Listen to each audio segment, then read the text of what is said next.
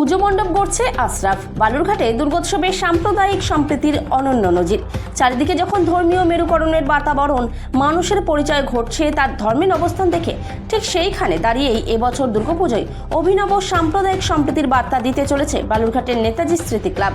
মণ্ডপ শিল্পী হিসেবে বরাত দেওয়া হয়েছে নদিয়ার আশরাফ আলী শেখকে, যিনি তার 15 জন কর্মচারীদের নিয়ে বালুরঘাটে গড়ে তুলছেন দীঘার জগন্নাথ মন্দিরের আদলে পুজো মণ্ডপ।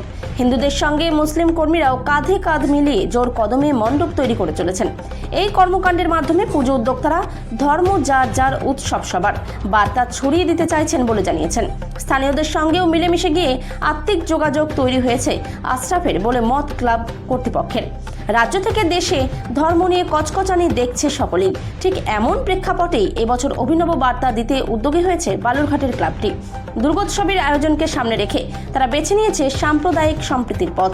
এবছর আশরাফ আলী শেখের হাতে পুজো মণ্ডপ গড়ে উঠছে দীঘার জগন্নাথ মন্দিরের আদলে।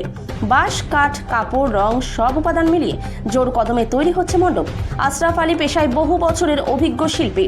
বিভিন্ন জায়গায় দুর্গোৎসবের মণ্ডপ তৈরি করেছেন তিনি। তবে বালুরঘাটে এসে মানুষের উষ্ণতা তাকে বিশেষভাবে আপ্লুত করেছে। ক্লাব কর্তৃপক্ষের দাবি, আশরাফ ও তার দলের নিষ্ঠা দেখে তারা অভিভূত। প্রত্যাশা, মণ্ডপের সাজসজ্জা এবছর দর্শনার্থীদের বিশেষ আকর্ষণের কেন্দ্রবিন্দু হয়ে উঠবে। তো আছেন এই প্যান্ডেল সরকার 30 বছর থেকে যুক্ত আছে। আচ্ছা, এই কাজের মধ্যে দিয়ে আপনি সমাজকে কি বার্তা দিচ্ছেন? জগন্নাথ মন্দির, জগন্নাথ দীঘার জগন্নাথ ধামকে যে জগন্নাথের বালুরঘাটের যে নেতাজি স্মৃতিতে জগন্নাথ ধাম হচ্ছে, আমি এই এলাকার বাসীকে বার্তা যাচ্ছি যে ধর্ম যার যার উৎসব সবার। তাই জগন্নাথ মন্দিরটা আমি একটা অন্য যাতে সমাজ হয়ে যে জগন্নাথ মন্দিরে করতে চাচ্ছি, এটা আমি সর্বদিক যে অন্য সমাজের মধ্যে আমাকে ডেকেছে সহযোগিতা, তার জন্য আমি বালুরঘাটের বাসীর কাছে তার ধন্যবাদ জানাই এবং আমার ভালোবাসা যাবে। তবে আমি আশা করছি যে দীঘার জগন্নাথ বালুরঘাটকে মানুষকে আবার আজকে মনে হয় দীঘাতেই বসেই দীঘার জগন্নাথকেই দেওয়ার আশ্রম করছি। বাজারে একটা কথা ছড়িয়েছে যে আপনি তো একটা অন্য সম্প্রদায়ের মানুষ, সেখানে দাঁড়িয়ে হচ্ছে হিন্দু সম্প্রদায়ের একটা প্যান্ডেল আপনি বানাচ্ছেন। তো এই বিষয়টাকে আপনি কি চোখে দেখছেন বা আপনি কি বার্তা দেবেন? এই বৃত্তটা আছে, এই যে তোমার জগন্নাথ মন্দিরের বার্তা দিয়ে যে সবাইকে বোঝাতে যাচ্ছে, হিন্দু মুসলিম সব ধর্ম সবাই এক, সবাইকে বাদ যাচ্ছে যে ধর্ম যার যার এবং উৎসব সবার। এই জগন্নাথ করে আমি একটা অন্য জাতীয় সম্পর্কে যে যাত্রা করছি, এটা সবাইকে বলতে চাই যে আমাদের মধ্যে কোনো ভেদাভেদ নেই, ভেদাভেদ দিয়ে সবাই আসুক, সবাই একসঙ্গে আমরা সবাই করেছি। নামটা বলবেন? নামটা মোহাম্মদ আশরাফ আলী শেখ।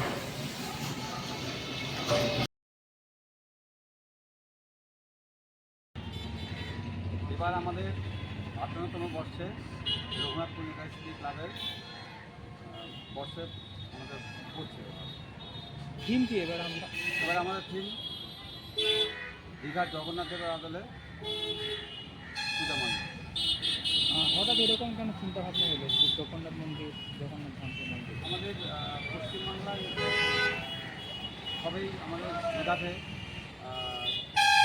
আমাদের ওয়েস্ট বেঙ্গল সরকার যে মাননীয় মুখ্যমন্ত্রী মমতা বন্দ্যোপাধ্যায় তার পরিকল্পনা যে দীঘাতে যে জগন্নাথ দেবের মন্দির প্রতিষ্ঠিত হয়েছিল বা হয়েছে, সেটা আমরা দেখে অনুপ্রাণিত হয়েছি এবং সত্যি মন্দিরটি খুব সুন্দর হয়েছে।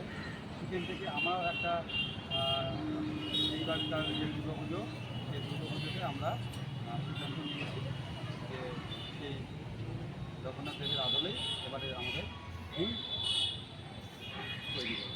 বাজেট কত আনুমানিক? আনুমানিক বাজেট আমাদের 10 লক্ষ টাকা। দাদা, একটা কথা শোনা যাচ্ছে আপনাদের প্যান্ডেল যে নির্মাণ করছে সে একজন মুসলিম সম্প্রদায়, তো আপনারা কি ভাবছেন? একদম ঠিক।